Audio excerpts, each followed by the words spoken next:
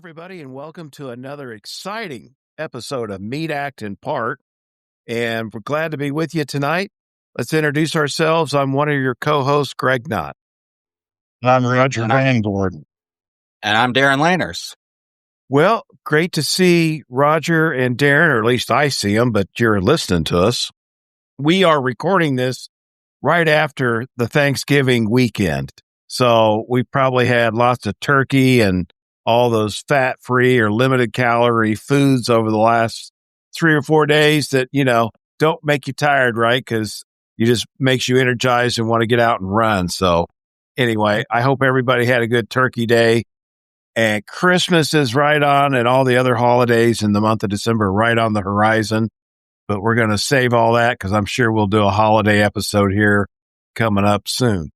Tonight, we're going to talk about an article that Darren put together on the Meet, Act, and Part blog. Well, first of all, if you didn't know, we have a blog on the meetactandpart.com website. And Darren has put some great things out there. We've had a few other guest contributors. And I would offer up, if you have something you would like to see out there and want to be a guest author, Darren, who's our editor of this particular blog, I'm sure would entertain it. There's no guarantee if you write it, we put it out there, but we are looking for some guests to put some things out there just to stir discussion. And so I want to just get that out there because all of us, Darren and I are long associated also with the Midnight Freemasons. That blog still exists. It's just sort of in a holding pattern for the moment. But over here at Meet, Act, and Part, there's been some great articles that Darren and some other authors have put together. So check that out. And the one we're going to talk about tonight is AI and Freemasonry, the Cowan and Eavesdropper. And so I'm going to pass it first to Roger, who's got to have some intrigue with AI. I'm hoping you're like... Hoping you're real like Roger, and you're not an AI bot yourself. Okay. I'm a bot. Let me give it to Roger to fire up on this very, very interesting topic. Yeah, Darren's article is thought provoking, and quite honestly, Darren's it's more provoking, maybe. He's setting the bank. But Darren's point. And this is what I want to delve into because I'm still trying to wrap my head around what Darren's truly asking. Darren, I believe your position is that the common use of AI. Now here's the other thing, because Darren starts the article off great, talking about some of our favorite movies from the past. Especially if you watched the Battlestar Galactica series or you love the Terminator series, AI presents an interesting endpoint to where it could go. I know that I was joking with a friend the other day, an article came out about AI, and I'm like, wonder where Senator Connery is right now. Because with all technologies, there come changes of society. Probably go back to fire and the wheel. Definitely the printing press. Look at what the invention of the printing press has done to society over the centuries. And we're just really in the infancy of AI being utilized publicly, right? I think it was maybe 2 years ago? Has it been 2 years since OpenAI released ChatGPT, really ChatGPT to the public? And look at what we are today, just in a couple of years. Where will we be 2 or 3 years from now? So Darren is asking this question about AI's impact on Freemasonry, and Darren, at the end of his article, I'm going to let Darren speak for himself, but it sounds to me as if you're saying halt. Is that? Did I read it right, Darren? Did I think about it right? I think I'm saying basically, let's not put the cart before the horse. Okay. AI obviously is a tool, right? Yes. And tools can be used for good and tools can be used for bad. Yes. And I think with Freemasonry, AI it can be used in various ways. And I'm seeing it, used for such things. I see AI used to make images, which, I'll raise my hand. I use it to make images. I used it to make an image, various images for, some of the blog articles that are up on Meet Act and Part. I've used an AI tool that's called Sora that basically you plug in a couple of keywords and it'll create like a short video for you. And it creates, it's magic basically. But also I see the potential for AI to create a lot of disharmony in Freemasonry. And I'll just kind of, use a point of context with it, as I think that there are a lot of brethren out there that are maybe not, that don't get a lot of forethought as to who they're using to represent maybe Freemasonry in some of their videos. For example, I've seen a lot of videos with certain pro wrestlers. I won't get into the wrestlers' names or any of that, but I'll just say that some of these wrestlers have some checkered pasts and have said things that are, don't really reflect greatly on, what Freemasonry is about. So it just, I think that what AI does is it is, like all technology, like, the internet before it, it lends to instant gratification, but it also requires even more so us as Masons to remember our obligations and to remember that we need to act like a Mason all times, and we need to be careful who we choose to represent the fraternity, even if we're using a tool such as AI to do so. So I do think that when, that when we are using AI and we're in this particular instance, I'll give you the background as to why I decided to write the article. And I think I explain it a little in the article itself, that, Meta rolled out this AI kind of guide to Facebook groups where the AI will basically ask questions of the group based on the interests, associated with the group. So in this particular case, it's asking Freemasonry based questions to the Grand Lodge group for the Grand Lodge of Illinois. And in this particular case, it basically asked, what's your favorite degree in Freemasonry? Well, it was the Grand Lodge of Illinois Facebook page.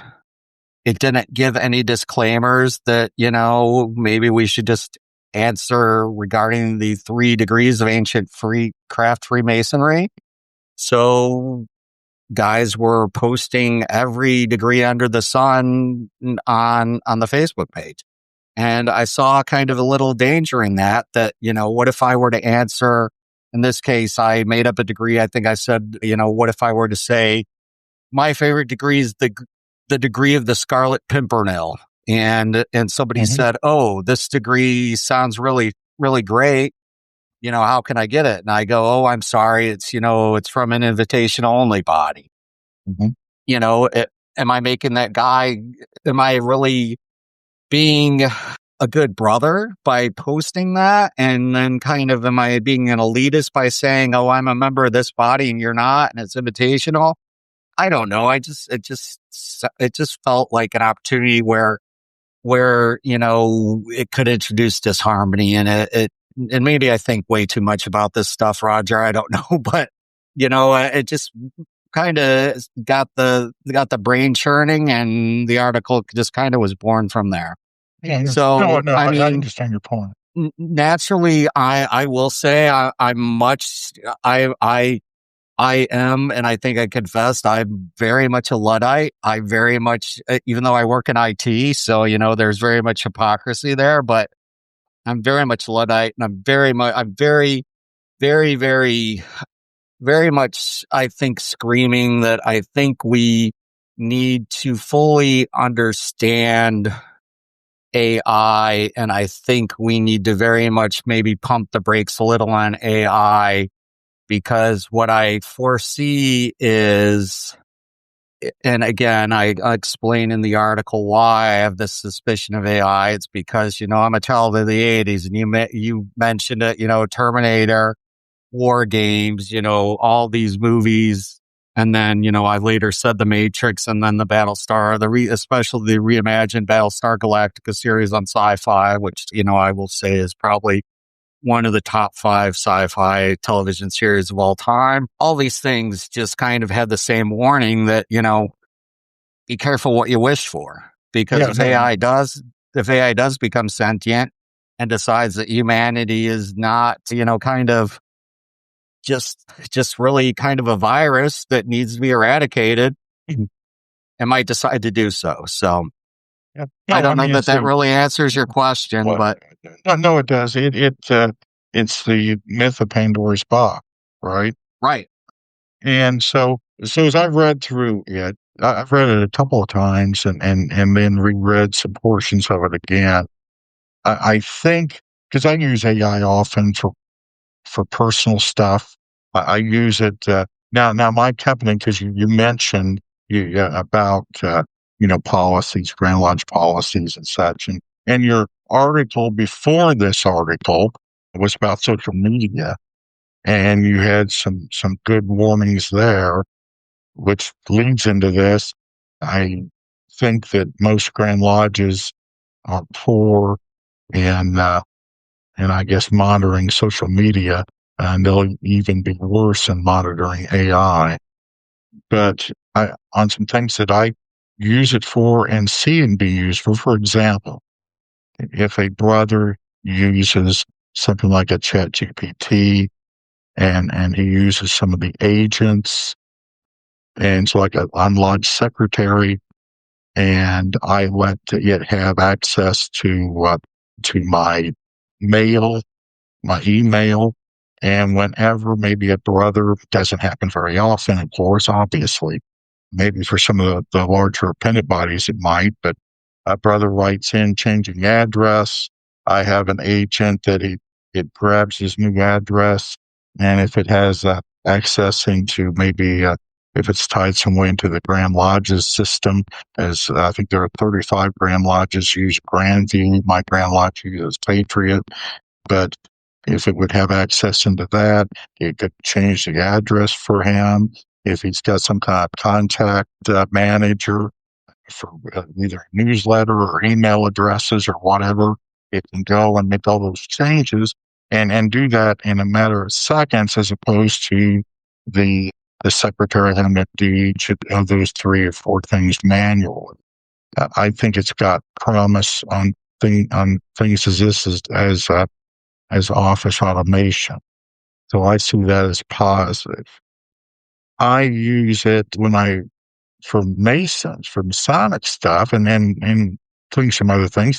I use it to help me with it's like spell check and grammar check. Rather than buy Grammarly, I can just use my open AI account and and do some of the same type of things that you would with a spell check or Grammarly, or even better than what maybe in Microsoft Office may do.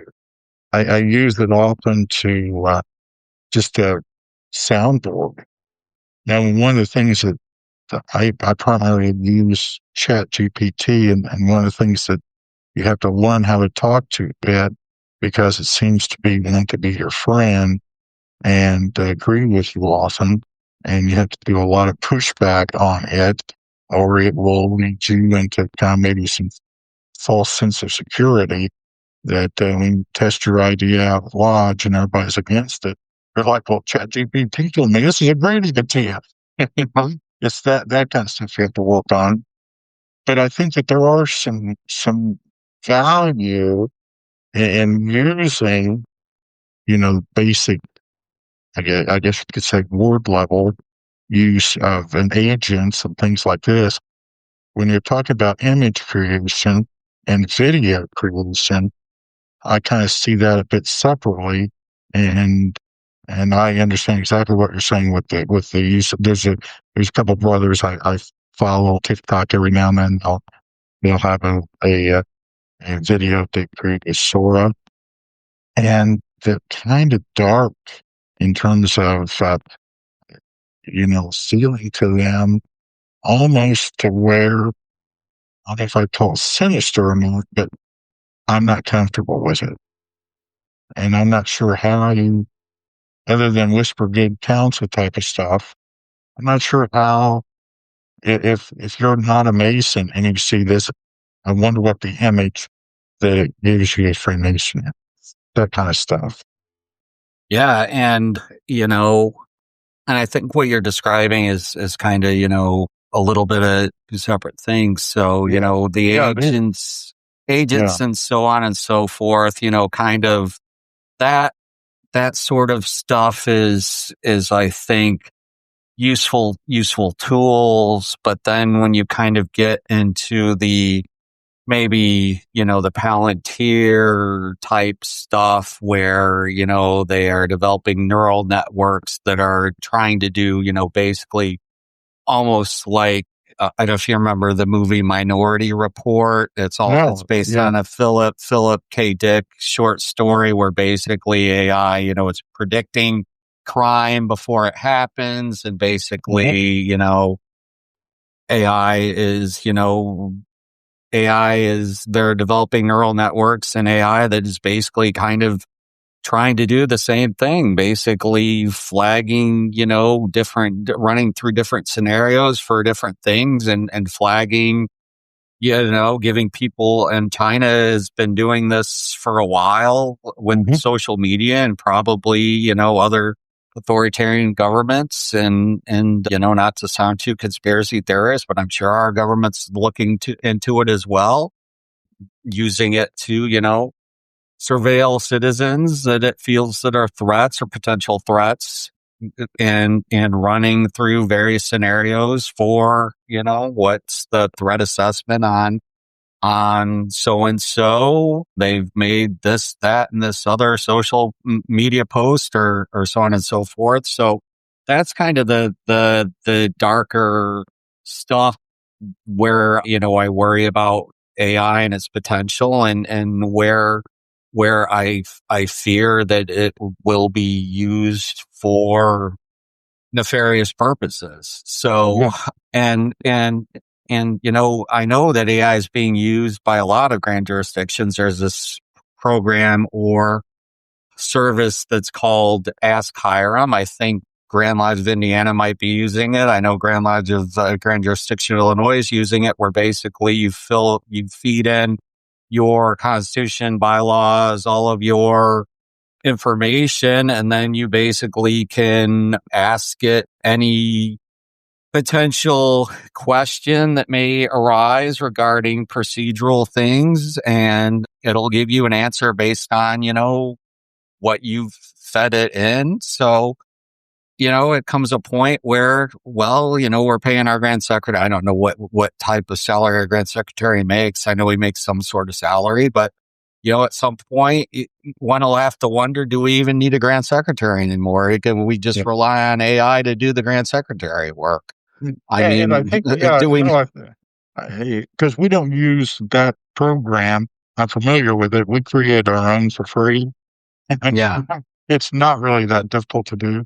And so anyway, no, we have and basically, to tell you the truth, all it really is a chatbot, search chatbot. Right. Yeah. I mean, it's really not difficult to do. No, I know.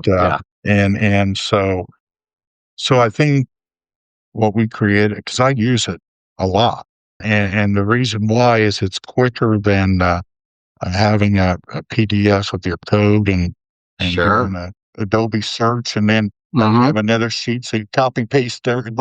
Right. I get it. So I think it's great for things like this. I think it's great for for, like I said, the agents thing, because you've got an excellent point. I think that you can set up some agents using AI that can automate a lot of administrative work and improve a lot of administrative work.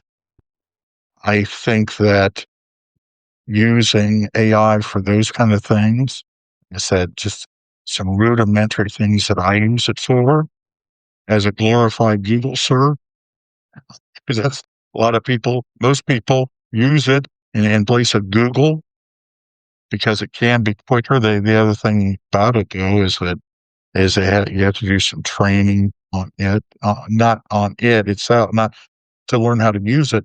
You have to build up some knowledge in it yourself, or it will fall into some habits where it quote unquote hallucinate, Right. gives you bad information, or everything you say, that's the best idea I've ever heard. Right. What Yeah. I'm It telling you, falls. right? Yeah. You fall into your own echo That's right. chamber where, That's exactly right. So it takes time to really learn how to use it. I am concerned, and I just started playing with Sora lately, and and uh, and the reason I stopped was what I was trying to do, and I could never get it the way I wanted it. First of all, because at the tier I pay for, I can only do a few like 15 seconds or so at a time. And what I was trying to do was have a historical recreation of an event that happened over a century ago in the Grand Lodge, and I've got pictures of the brother as a past Grand Master, and he was a Grand Lodge officer when this took place. But I got some pictures of him as a past Grand Master, and I was trying to get Sora to reenact a portion of his speech. The speech was kind of lengthy, but there was a part of it that was considered stirring, and it made a big impact. And I was trying to get that portion made, and I really need about a minute. Uh, so I was having trouble getting it to keep the same image, I guess correct from section to section. I just gave it up. I said, well, maybe a year from now, Sora will advance, and I can go back to that and treat that as a Masonic education, reenacting section of that speech. But I could see brothers creating Ben Franklin gives the EA charge, and we'll just load in Ben Franklin here and show him up on the projector, and he'll give you your EA charge. Right. And I you can see, yeah, I can see that. And is that good or bad? I don't know. Well, I can see. Oh, go ahead, Greg. Sorry. Well, as one of the struggles we have is having enough people that know the degree work, and especially the lectures. There's already been talk about should we just video them and play them, and so why not, if you're going to do that, if it came to that, which I'd hate to see, why wouldn't we just go ahead and go all the way out and have Ben Franklin deliver, the third degree charge, second degree charge, whatever, instead of some, old curmudgeon that nobody knows that's, has recorded him on there. So, let me go to a more fundamental question, though. I don't think truly society understands what AI is because, we've had AI for a long time. I think what you see now in the marketplace in Chat GPT and things is the accumulation of a user-friendly interface that's brought it to all of our phones or wherever. And so now it's out there. And of course, its power has gotten much more, accurate and sophisticated. But really, depending on how you define AI, we have had it for some time. It has just matured to the point where I think it's outpacing the general public's ability to comprehend what it is, how to use it. And then there's so many things in the media and elsewhere, social media, that talk about it. All of a sudden you can just assume everything's AI when, it's probably just a computer program that we've had for a long time. So, I just think there's even confusion on what it is. and AI will just become the new, you know, hate to say it, like, fake news media. You hear the fake news all the time kind of thing. Well, that's not true. But, it gets a blanket, you know, label for everything. And then everybody's going to say, well, that's just AI. Well, no, not everything, not everything is like this. So I think there's a lot of educating to do on what it is, how to use it. I can tell you in education, especially at the K-12 level, we're not sure how to use it at all, because to me, you still need to be grounded in fundamental knowledge to understand the results that it's given you. And I think this is some of what Darren's alluding to in that article as well, is the trickery and the other things that can easily be played on anybody, even a well-informed person, if they don't have the discretion to ask, is what I'm seeing or hearing true or accurate or factual? I think that's where the danger is going to be of how do you sort the fact from the fiction.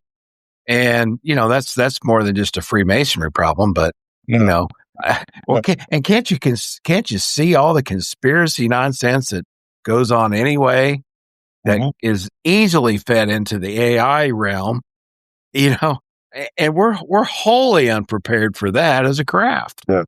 Yeah. No. And to give you an example, now, Granchi, the story I'm about to tell is a year ago.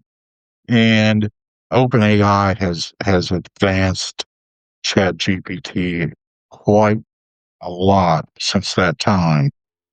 But back then, it was subject to a lot of hallucination. It did agree with you on just about anything you said. And I can't even remember the topic, but there was a topic I wanted to look into. And I had a presumption of what took place. And so I fed it in and had several prompts and responses and all this. And then it gave me 3 sources that proved my point. And it gave me the quote, the title of the book, the author, the city of publication, and the year. And I thought, this is fantastic. This is just great. So I had to get back to it. So like a couple of days later, I got back to it and I said, this is fantastic information you found. Tell me what library or website that find these books. I can't find them. I've done a search and can't find them. Can you tell me where you cited, what library that I can go to, or what website so I can read more? And it came back and told me that it made it all up to help me prove my point. It was total fabrication. And that's your point, Greg, is regardless of what you ask it, you probably should have some fundamental understanding because it can give you wrong information just to give you information. Like I said, it's better than what it was a year ago, but I still at times will get something and push back on it. And then it will eventually come back and say, yeah, this is Roger, let me ask you something, because I think I remember you saying you met Dwight Smith, like you were. I was real young. He was elderly. He was 10. He was wheelchair bound when I met him, and he was in early stages of the dementia that he had. Right. You could still talk to him some. Yeah. What do you think Dwight would think of AI? I think that he would be suspicious of it, and here's where I think Dwight would have landed. Dwight was against shortcut. Dwight felt that in order to understand and learn, it took time and it took study. And I think that his biggest fear is that AI would create would take a novice Mason and would build him up maybe even with some incorrect information. And I think that's what Dwight fear would be, is that AI is a shortcut. And I think that's kind of maybe what Dwight would think, because Dwight believed in I guess overtime, long haul, serious study, serious work.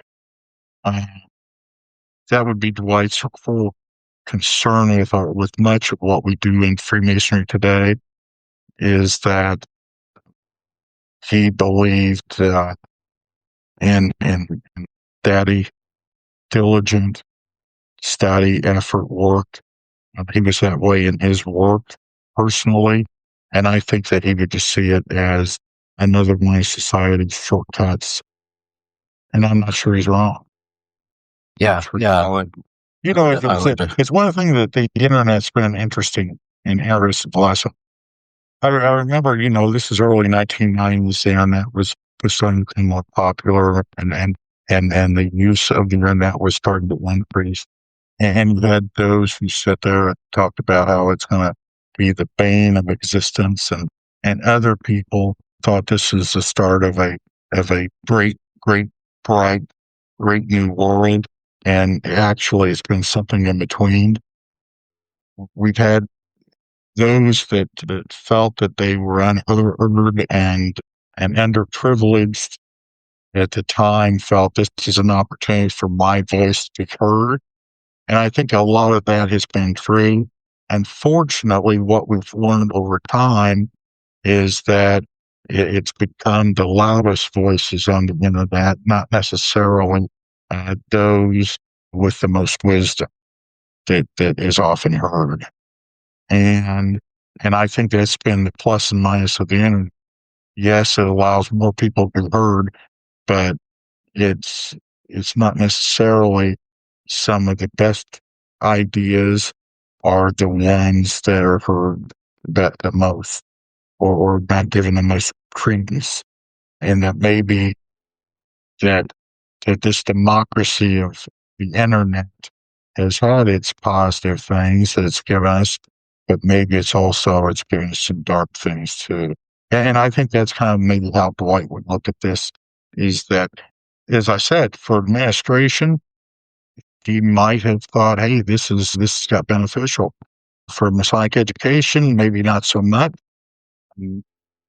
I think that he would not, I think he'd be skeptical some of the work that we've done with video.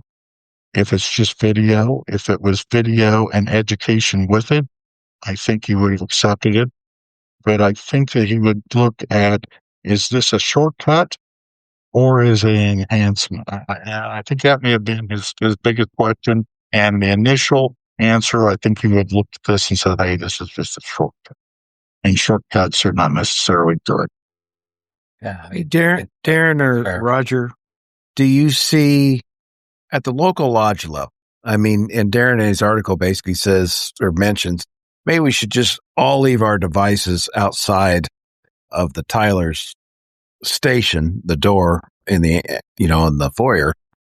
And of course, and actually I'll have 2 points here. So one, can we find a use for AI at the local lodge level beyond the secretary's administrative uses? And then the second thing, maybe concerning, is, and Darren touches on this, is because all of our devices seem to be reading and listening to everything we do now, what's the danger or concerns of, if we've all got our phones, because we all do, what issues do you have, either in general with Google or whoever's listening, and translating that to AI? And I'm asking this to Darren because he wrote the article. I mean, so Darren, do you see any positives? And then, of course, maybe discuss a little bit about where you're going with your article on those negatives. Well, I'll frame it this way. So Xfinity Security. So the cable company, they, with their Wi-Fi, they do home security as well. And they have come up with a way with their Wi-Fi to basically detect movement within your home based on disturbances in your Wi-Fi signal. They somehow have the ability to read the bandwidth traveling between your devices. And if there's some disturbance, determine if there's somebody in your home and alert you. If, you basically, I guess you can tailor the alerts to determine, or set some sort of parameter saying, hey, I'm going to be away from my home during these hours, and basically alert me if you detect somebody in my home at this time, accounting, I guess if you don't have any pets or anything. And I find that very, very, very intrusive, I guess. So that's kind of where I came up with the idea of, well, if we're carrying, let me step back. We have this idea of the Tyler who's supposed to guard against cowards and eavesdroppers coming into the lodge. You would have basically, if a stranger showed up trying to gain entry into the lodge and he wasn't a member, you would have brothers freaking out, right? We've never encountered it. I don't know, Roger, if you've ever had a situation where you've encountered that in your Masonic career, but I can't, Greg, remember for the life of me that we've ever encountered it. I personally haven't. I don't know if you've encountered it, but I've never encountered that situation. I know that guys would be freaking out, but yet we essentially carry one into our lodge rooms in the form of a phone every time we go into lodge.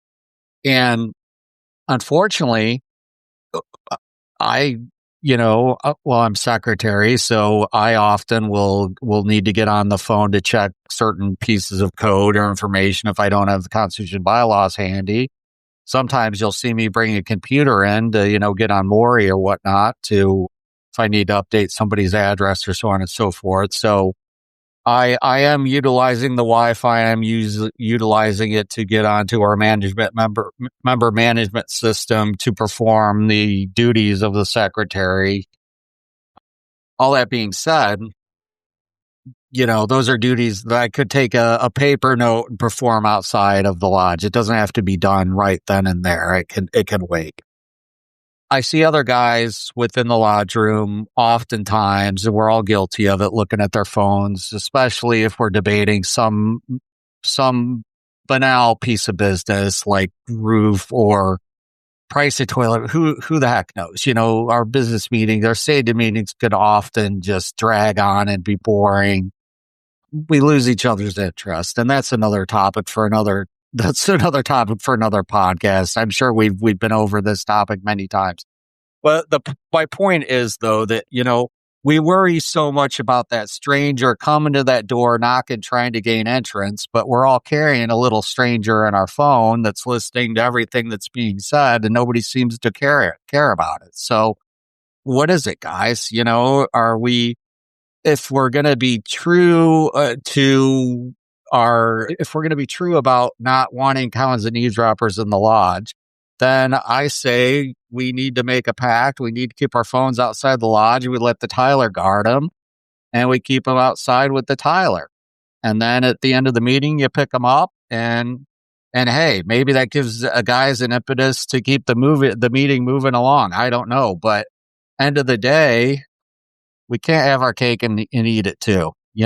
If we're either we're concerned about cowards and eavesdroppers or we're not. I mean, that's the way I see it. And maybe, again, maybe I'm splitting hairs here, but it just seems to me that we're carrying little spies in our pockets that are listening to every word we say. And if you don't believe me, just do me a favor, just name 3 products off the top of your head.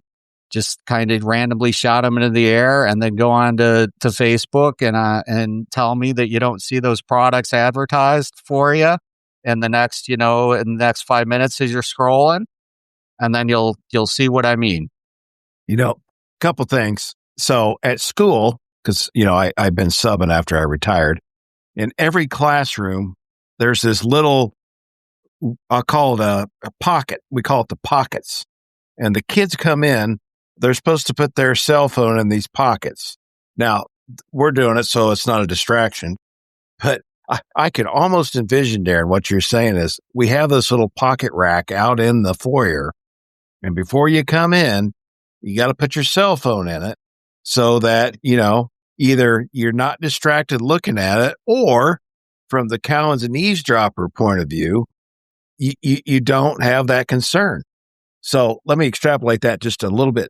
So Freemasonry, so much of the stuff is allegorical, and we're supposed to take it out into the world and use it.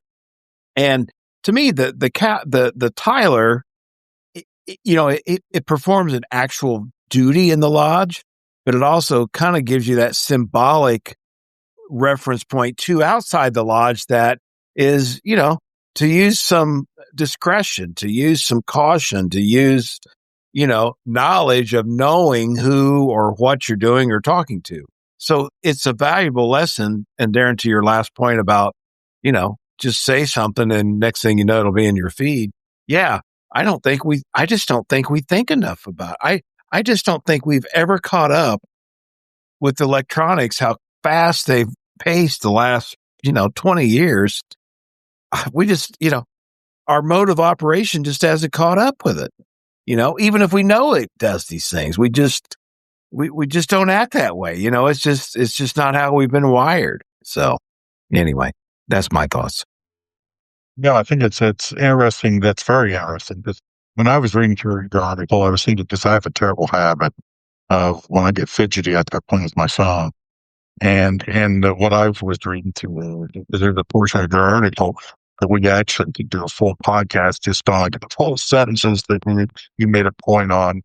But I was thinking of it the same way that Greg was I was thinking that it is a distraction, and that's not what we're there to do.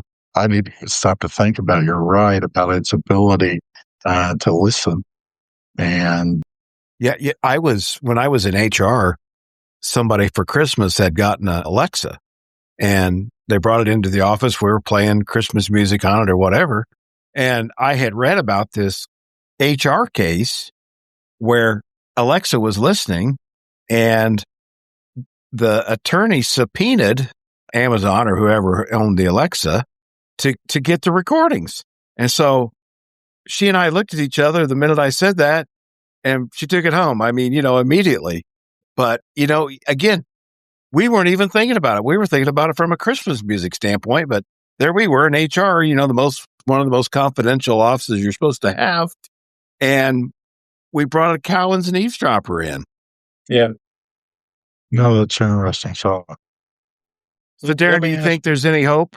Is there any hope for, raising awareness? I think that was part of the gist of your article, was to raise awareness. But I mean, can we raise awareness before something, not fun happens? And then there's always a reaction to everything, sometimes an overreaction. Is it an obligation of both the local lodge and Grand Lodge or any appendant body organization to say, let us educate you a little bit on what's, happening, so that you think about before you scroll, look, say in the virtual or electronic world? Well, I think, I think that's probably it'll probably have to be something that maybe happens at the local level. I think Grand Lodge has its own fish to fry, so to speak. I don't think that that's something that's honestly on their radar. And I mean, to Roger's point earlier, we have a social media policy, or many grand jurisdictions have social media policies that they came out with that are barely being enforced, or only being enforced maybe when potentially, it could be enforced to, let's just say that, that the social media policies are out there, but the enforcement of them may or may not happen as they should happen. I think that honestly, in order for a social media policy to be enforced, they would have to hire probably a firm or somebody to scroll through all the members' social media. And that seems to me like an overreach. I think that basically the social media policy that they have in place most likely applies to any of the Grand Lodge social media that they, has their brand on it. I don't think that they're going to enforce it unless it's very egregious and it would, cast Freemasonry in a very bad light. And it was something that was, something done on a public, maybe a public domain and potentially could maybe cause some liability to the Grand Lodge. I think it would be a very, very specific situation where they might, get involved and say it's a violation of their social media policy. But so, I mean, for it then to them to then come up with an AI policy, I think it would be similar parameters. I just don't see it happening. So I think the education would have to come from local lodge level. I mean, honestly, look, I think there's a lot of things we could do at local lodge level when it comes not only to AI, but I'm also concerned about, fraud and teaching elder members how to avoid, being taken for their money. I mean, we'll use the example of Greg, if you want to tell maybe the story, what happened to your mom really quick, recently, just as I mean, warning. These guys were driving around the countryside saying they were going to blacktop your driveway. And, so they showed up, gave her some outrageous number. And luckily she called my brother and I. And so I got over there in time before they did anything. And I'm like, no, that's not going to happen. And I said a few other things too. But then I come to find out after a day or two later, of course, as they trolled the countryside, I was telling somebody else about it, and they're like, well, I know two other older ladies that had their driveways done. Now, maybe they needed it. I don't know. It just, the way it all came out just made me way more suspicious than not. So, yeah, it's just stuff like that. And that's an in-person, non-electronic situation we're talking about, but it applies the same either virtually or otherwise. And it's just, you got to be on your guard. And as we age, because we all do, you're more vulnerable over time. It just is. I'll get there too. Maybe I already am, but you just, and I think, Darren, you bring up a great point. There's an opportunity here for Grand Lodge and local lodges to be leaders in this kind of thing. We're always worrying about what do we need for Masonic education? Guys, here's a great topic probably right here that is applicable to every single person in the lodge room. I mean, I train it. I take training for it in IT all the time.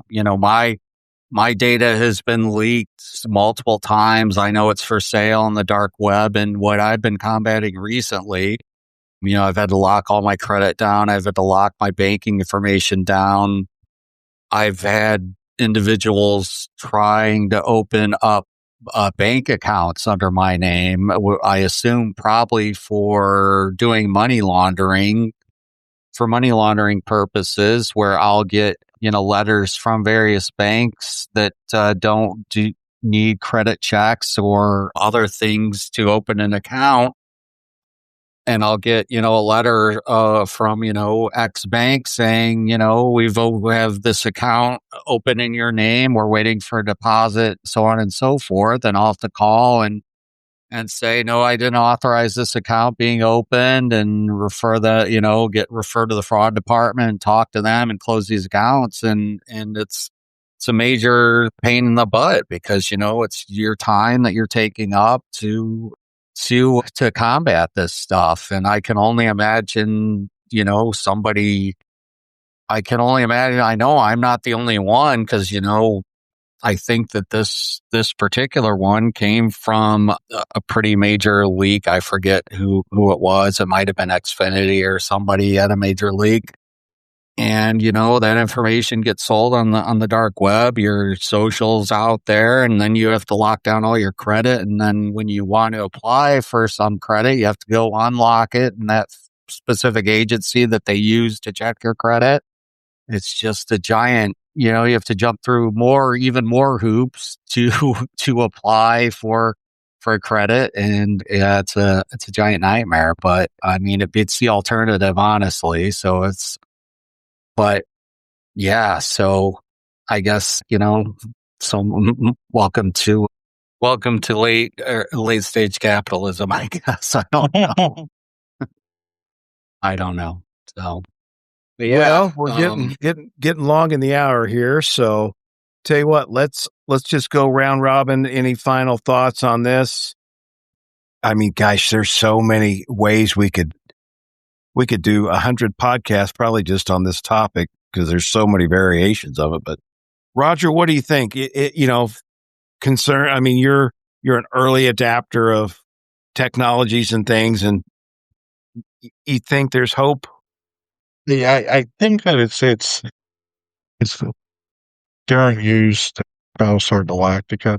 I often use Star Wars for examples. The Force is neither good or bad; it's the way it's used, and that's kind of the way I see these tools: the internet, social media, the printing. Against all that, it's neither good or bad; it's the way it's used. The unfortunate thing is, there's going to be bad actors, so that it's going to be used to harm. I do have to chuckle though over a meme that talks about bringing back some animals, extinct animals, reanimating extinct animals, and the meme always ends with, "Wasn't there a series of movies about how that's a really bad idea?" And that's I think is a kind of the future of AI. And you just stop to think that for the populace, for people like me type of thing, it's only just been maybe a couple of years or so that this has been available to use. And look at what we can do now. And it makes you wonder what 5 years from now will be and what impact will it have on us 5 years from now.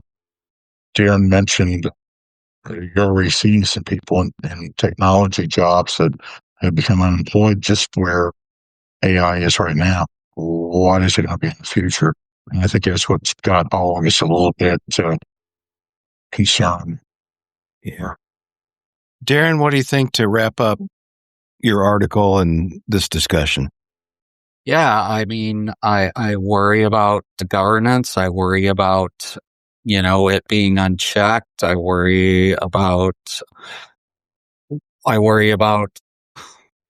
as Roger said, bad actors, the ability for it to be used for nefarious purposes. I worry about, the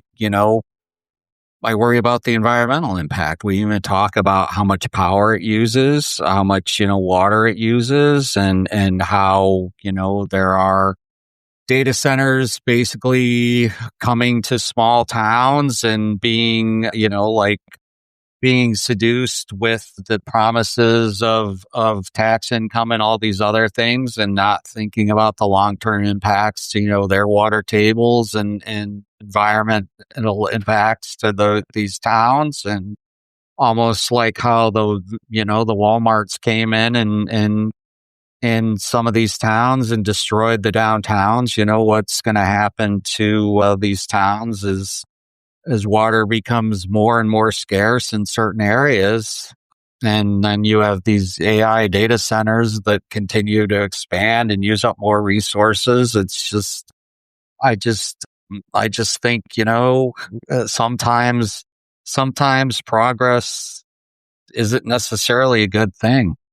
Sometimes maybe we need to pump the brakes and think about what we're doing to the planet and our neighborhoods and our communities. So, and again, I say in the article, I'm Gen X. I'm skeptical of everything. I grew up with a generation that was built on a healthy dose of skepticism. So, if I sound skeptical, that's why. I'm skeptical by nature, especially of the man. That was the theme of a lot of Gen X movies, be skeptical of the man. And so that's, I guess, probably why I sound skeptical, because I'm very skeptical of,